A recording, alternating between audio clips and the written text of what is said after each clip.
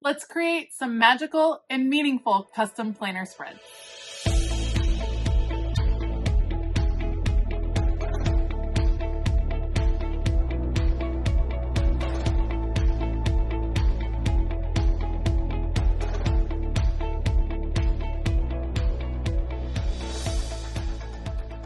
Hey y'all, I'm Elisa, the Scrappy Wife behind ScrappyWife.com. Today I'm working on 3 more custom planner spreads. We have a small spread and 2 large spreads, all with really fun themes. So we're going to do a magical reading spread for Nikki in a tall size planner.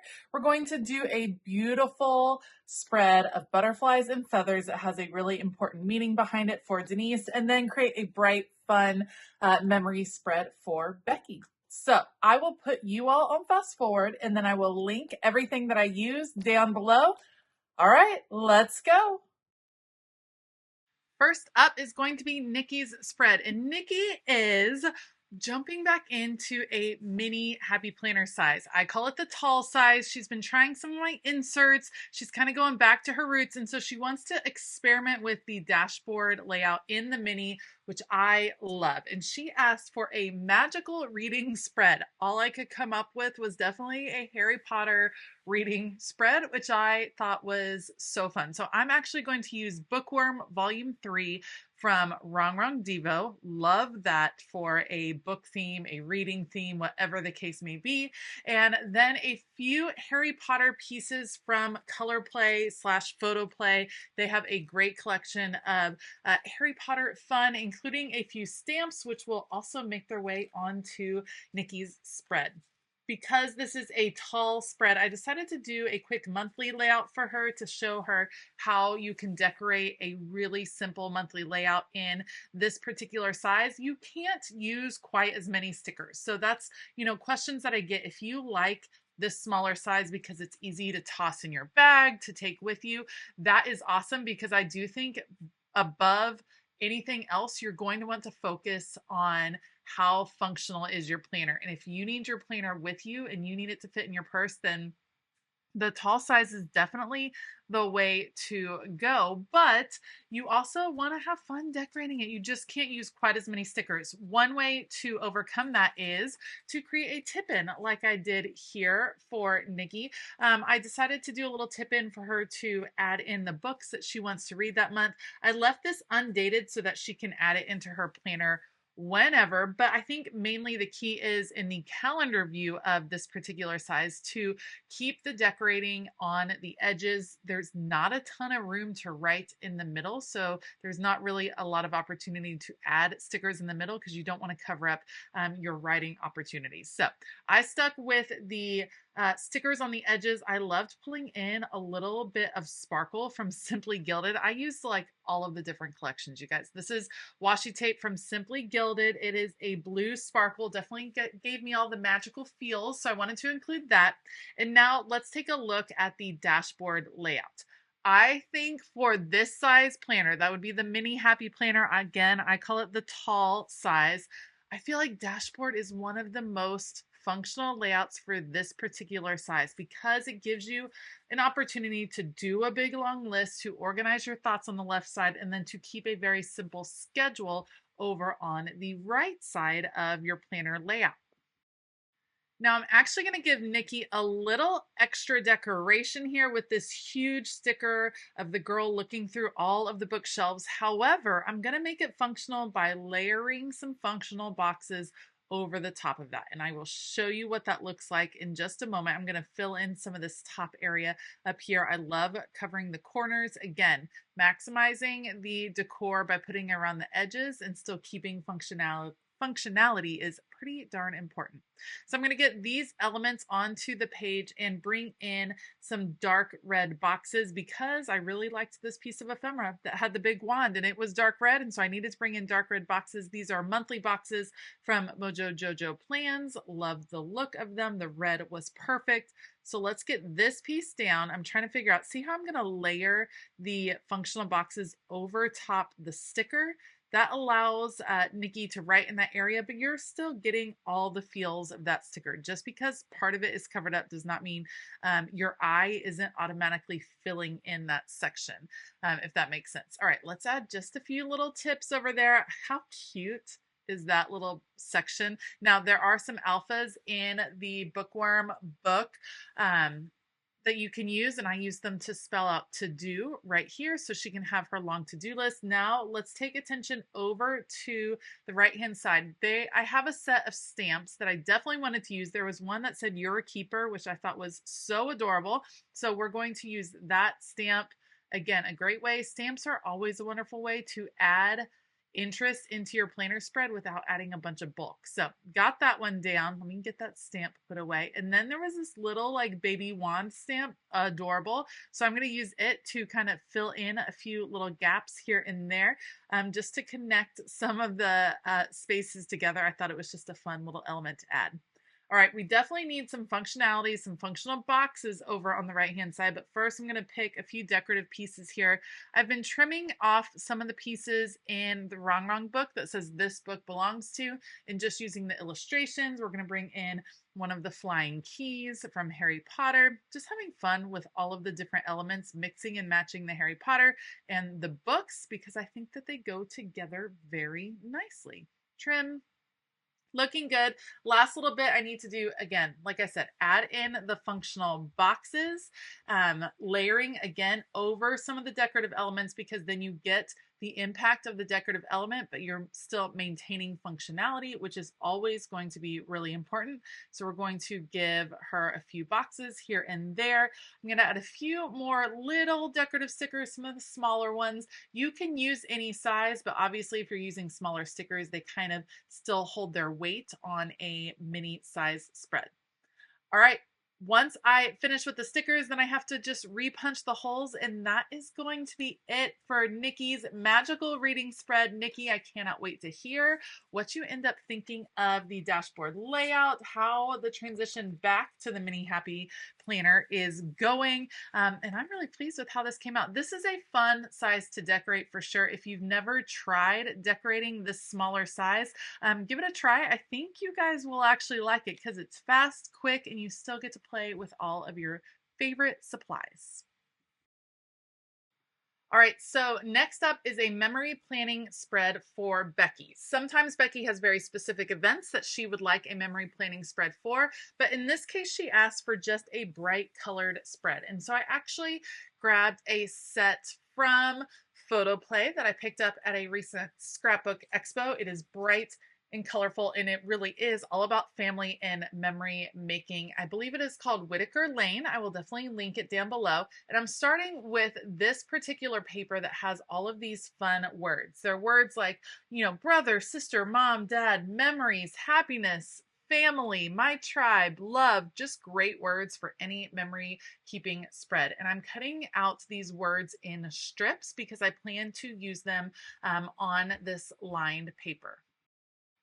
I feel like lined paper is a layout that people don't always think of for memory journaling, but it actually works really well if you think about it, because it already has the journaling lines on the page ready for you to fill in. So you can just add in pictures and stickers and then do your journaling all around those elements. So I know a lot of people love dot grid, and I do too. I also love the memory planning inserts that I have on my website, but I think lined paper can work really nicely as well. So I have all of these strips. Instead of doing them all over, I'm going to do the bottom left and the top right. I could not resist the urge to pull in my happy little scallop washi. This is washi tape from Planything. I have been obsessed with these scallops ever since she released them. I believe she first released them in May. She's been adding a few colors here and there.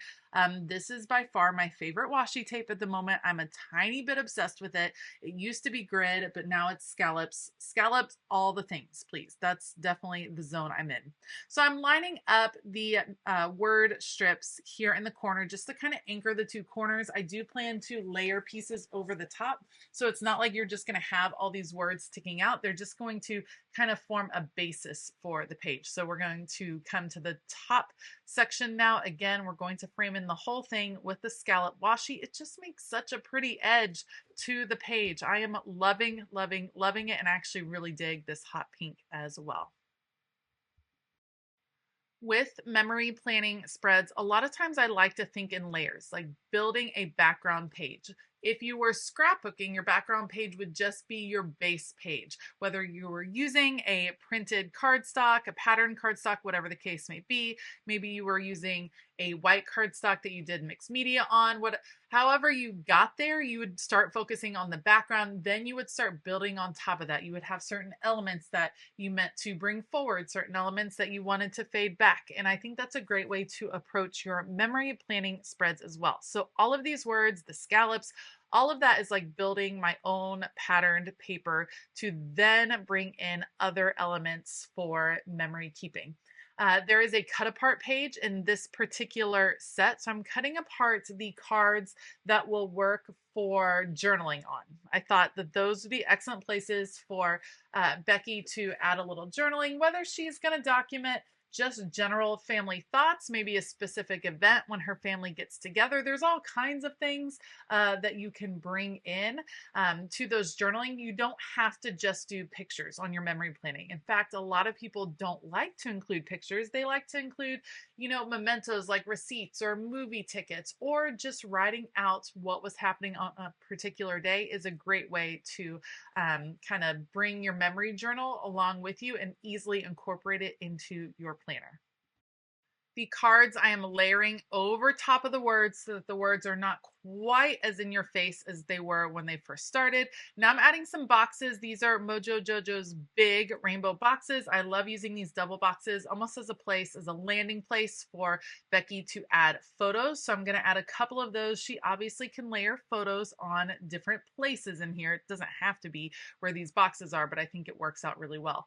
I am working on top of sticker guides at the moment to plan out where everything will be. I felt like this would be a really nice collage type look. So that's what I'm thinking. That's why I like that the cards that I cut apart are kind of a little wonky. Let's bring in a few other sticker elements here and there, and then start shifting everything over to the page.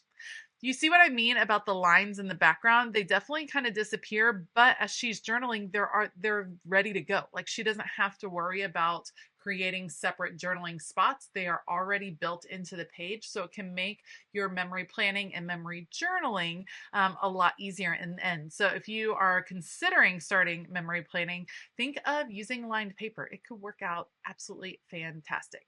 All right, I was playing with a few stickers here and there, trying to fill in some of the space.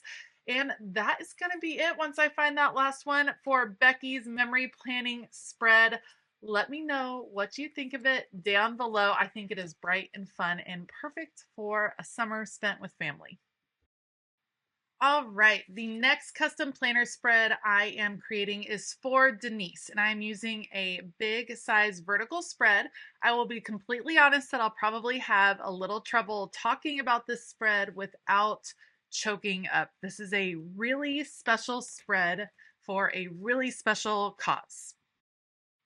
This spread is in honor of Olive and Sophie, Denise's sweet nieces, who were born and died in July of 2022. And her sister and brother-in-law are part of an organization called No Foot Too Small, where they support families that have lost their babies.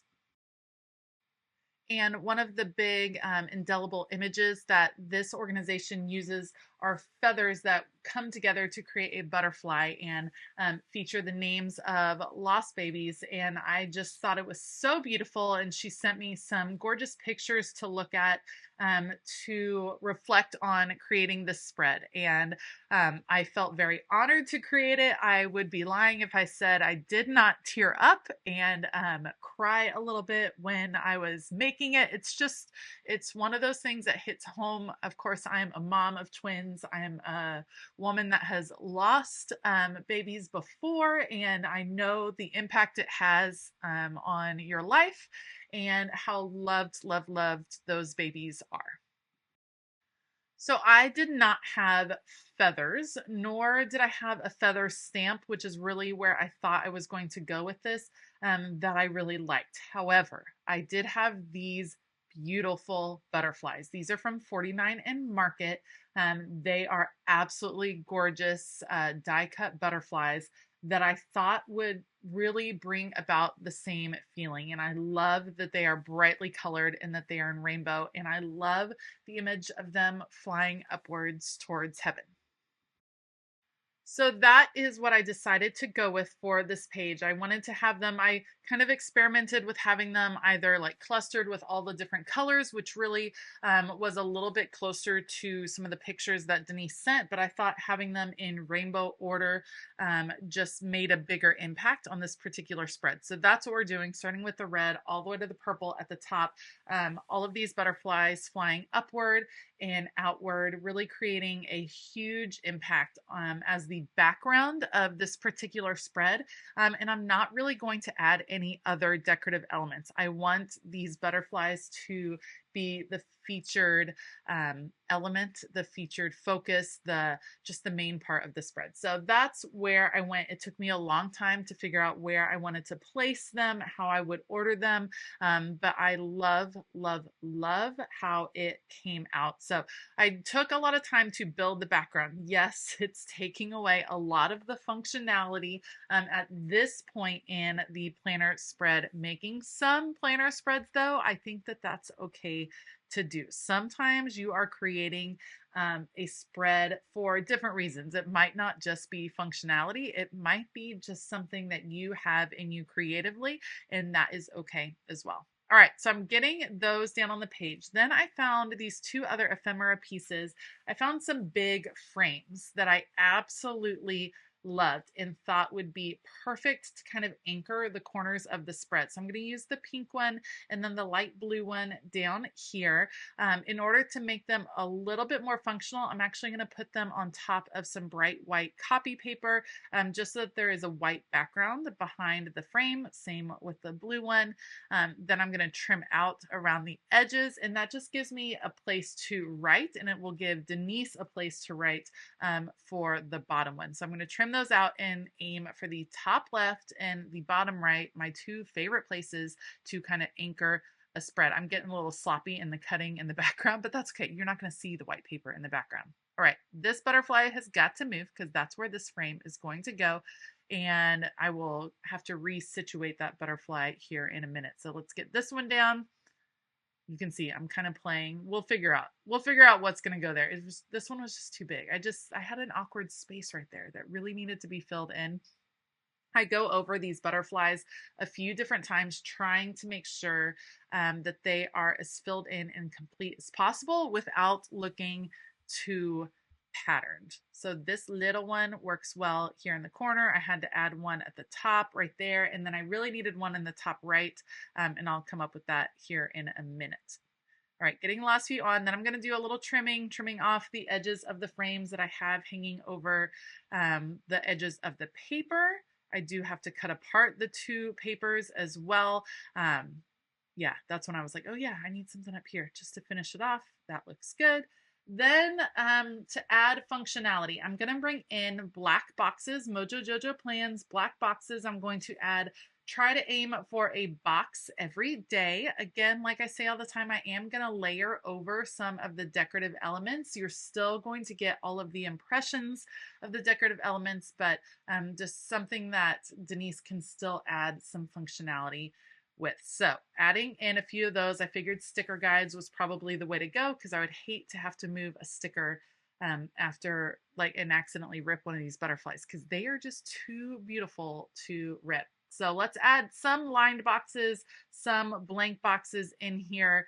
Again, aiming for at least a box a day and making sure that there's places that Denise will be able to write each and every day. I still want this to be a spread that she can use in her planner, even if it's going to be in a creative journal sense, whatever the case may be. I want it to to work for her. You can see I'm still trying to think of where everything should go, how I should move it. It's just fun playing with these. Once I feel pretty comfortable with where everything ends up, then I will start transferring it over to the actual paper. Like I say all of the time, if you plan too long on the sticker guides, you get into like decision paralysis. So sometimes just making the choice of putting it down on the page helps you kind of determine the direction of the rest of your spread. So don't play too long moving things in and out and around. But at some point, just start sticking things to the page and work from there. You can see I'm like, oh no, where did I put that? I couldn't remember. I'm going to shift this over ever so slightly. And there. Feeling pretty good with functional boxes at this point. Now, I do want to add some bullet points on a couple of the boxes that were more open, just to give her an opportunity to have some lists. So we'll do, because this is the big size or the venti size, like I offer on my website, there's enough room for 5 bullet points on an open box. So I'm going to add those in. The last thing I'm going to do is pull out Alpha Basics Volume 2 from Keleva Plan, and I'm going to title this spread Forever Loved, and then I will be hand lettering the names Olive and Sophie in honor of Denise's beautiful nieces. And a huge thank you to Denise for giving me the honor of creating this spread. I hope you love it. I certainly do. And it meant a lot to me to create it. That is going to be it for these custom planner spreads. Thank you all so much for joining me today. I very much appreciate it. Sometimes planner spreads go a lot deeper than just the stickers, and those are some pretty special times.